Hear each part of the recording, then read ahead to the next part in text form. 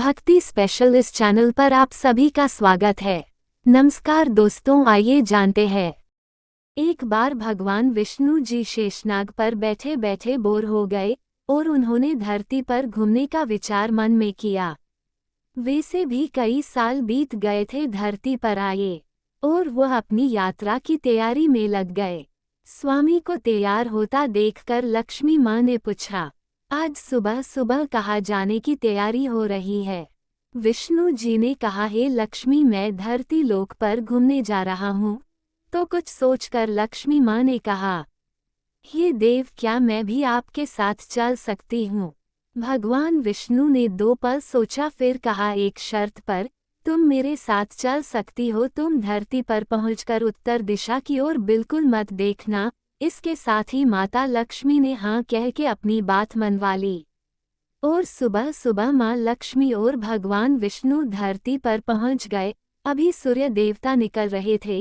रात बरसात होकर हटी थी। चारों ओर हरियाली ही हरियाली थी। उस समय चारों ओर बहुत शांति थी और धरती बहुत ही सुंदर दिख रही थी। माँ लक्ष्मी मंत्रमुग्ध होकर धरती को देख रही थी। ये भूल गई कि पति को क्या वचन देकर आई है और चारों ओर देखती हुई कब उत्तर दिशा की ओर देखने लगी, पता ही नहीं चला। उत्तर दिशा में माँ लक्ष्मी को एक बहुत ही सुंदर बगीचा नजर आया और उस तरफ से भीनी भीनी खुशबू आ रही थी और बहुत ही सुंदर सुंदर फूल खिले थे। यह एक फूलों का खेत था और माँ लक्ष्मी बिना सोचे समझे उस खेत में गई और एक सुंदर सा फूल तोड़ लाई। लेकिन ये क्या, जब माँ लक्ष्मी भगवान विष्णु के पास वापस आई तो भगवान विष्णु की आंखों में आंसू थे और भगवान विष्णु ने माँ लक्ष्मी को कहा कि कभी भी किसी से बिना पूछे उसका कुछ भी नहीं लेना चाहिए और साथ ही अपना वचन भी याद दिलाया। माँ लक्ष्मी को अपनी भूल का पता चला तो उन्होंने भगवान विष्णु से इस भूल की माफ़ी मांगी। तो भगवान विष्णु ने कहा कि तुमने जो भूल की है उसकी सजा तो तुम्हें जरूर मिलेगी। जिस माली के खेत से तुम नए बिना पूछे फूल तोड़ा है, यह एक प्रकार की चोरी है। इसलिए अब तुम 3 साल तक माली के घर नौकर बनकर रहो। उसके बाद मैं तुम्हें बैकुंठ में वापस बुलाऊंगा। माँ लक्ष्मी ने चुपचाप सर झुकाकर हाँ कर दी और माँ लक्ष्मी एक गरीब महिला का रूप धारण करके उस खेत के मालिक के घर गई। घर क्या, एक झोपड़ा था और मालिक का नाम माधव था। माधव की बीबी, 2 बेटे और 3 बेटियां थी।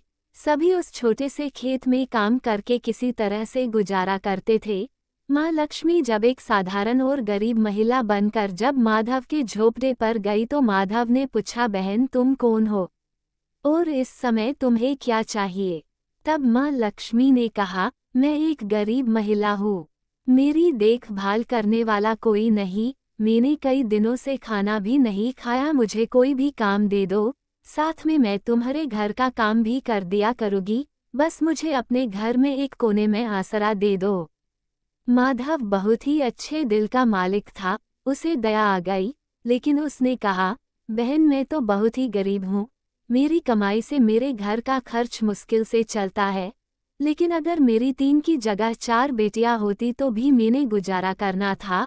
अगर तुम मेरी बेटी बनकर जैसा रूखा सूखा हम खाते हैं उसमें खुश रह सकती हो तो बेटी अंदर आ जाओ।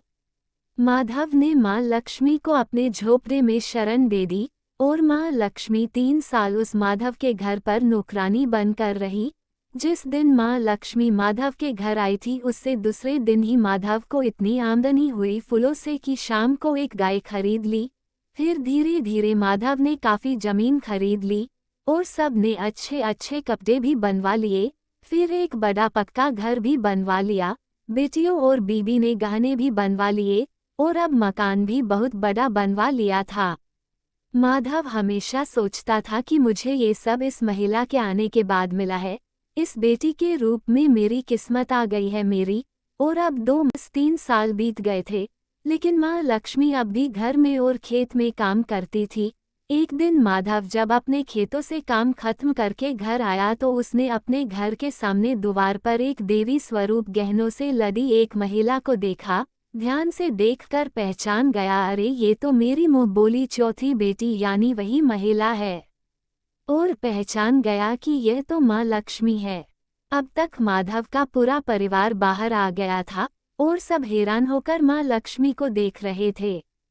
माधव बोला, हे माँ, हमें माफ कर, हमने तेरे से अनजाने में ही घर और खेत में काम करवाया। हे माँ, ये कैसा अपराध हो गया है। माँ, हम सबको माफ कर दे। अब माँ लक्ष्मी मुस्कुराए और बोली, हे माधव, तुम बहुत ही अच्छे और दयालु व्यक्ति हो।